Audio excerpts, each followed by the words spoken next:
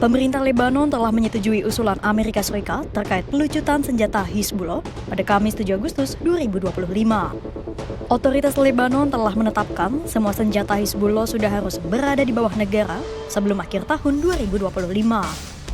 Para pejabat Lebanon pun tak mengesampingkan adanya potensi kekerasan antar tentara dan Hizbullah jika kelompok itu enggan melucuti senjata.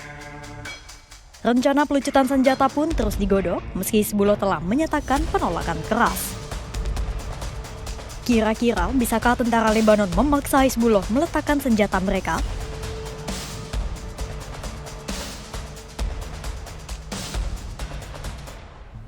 Pemerintah Lebanon menargetkan akhir tahun 2025, senjata-senjata Hizbullah sudah harus berada di bawah otoritas negara. Keputusan ini terjadi setelah berbulan-bulan Lebanon mendapatkan tekanan dari Amerika Serikat setelah perang Israel di Lebanon yang menewaskan hingga 4.000 jiwa. Puncaknya, gencatan senjata akhirnya tercapai pada November 2024. Namun begitu, Israel masih terus melanggar gencatan senjata dan masih menduduki 5 titik di Lebanon. Al Jazeera melaporkan bahwa senjata Hizbullah telah lama menjadi masalah yang kontroversial di Lebanon. Bahkan, upaya mencampuri infrastruktur atau kemampuan militer Hizbullah telah menyebabkan konflik internal. Serangan Israel ke Lebanon tahun lalu dilaporkan telah membuat Hizbullah mengalami kerugian besar. Alhasil, posisi Hizbullah sebagai hegemoni dan militer Lebanon kian melemah. Sebelumnya pun, isu kepemilikan senjata Hizbullah memang sudah menjadi topik kontroversial yang bisa memicu potensi konflik internal. Mendiang pemimpin Hizbullah, Hasan Nasrallah bahkan mengancam tindakan apapun yang dilakukan terhadap kelompoknya dapat menyebabkan perang saudara. Lantas, mampukah tentara Lebanon memaksa Hizbullah menyerahkan senjata mereka?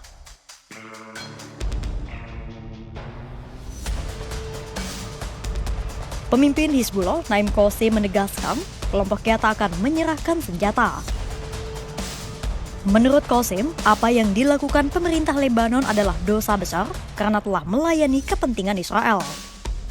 Qassem pun menegaskan bahwa Hizbullah menolak jadwal apapun untuk menyerahkan senjatanya.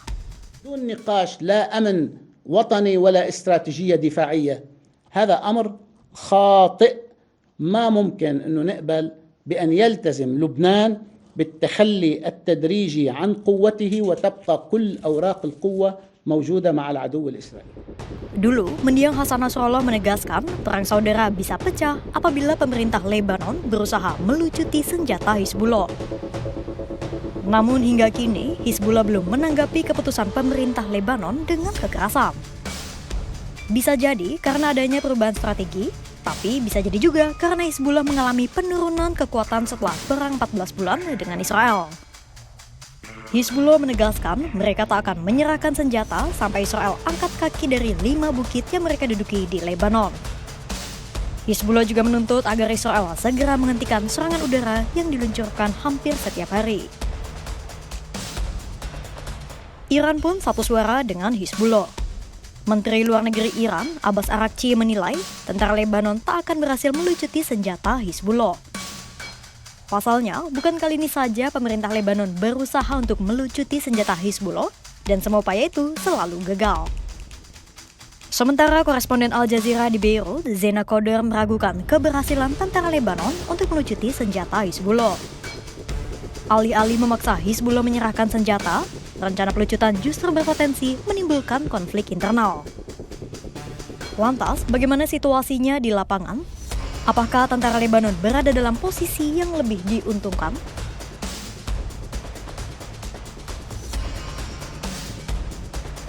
Setelah pemerintah Lebanon dan Hizbullah berselisih, ketegangan justru semakin meningkat usai 6 tentara Lebanon tewas ketika memeriksa lokasi senjata Hizbullah.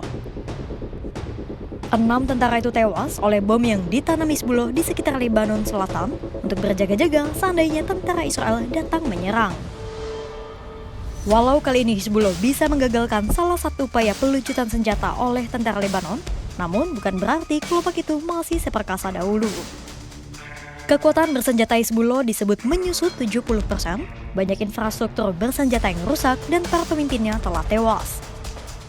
Aliran dana dan bantuan dari Iran pun tersendat karena akses penyaluran senjata logistik dari Iran ke Lebanon diblokir Suriah. Dahulu, Iran mengirim senjata dan alutsistanya melalui Suriah di era rezim Bashar al-Assad. Namun setelah Assad lengser dan digantikan oleh Ahmed al-Sharaa, Suriah tak lagi bisa jadi jalur masuknya senjata dari Iran ke Lebanon.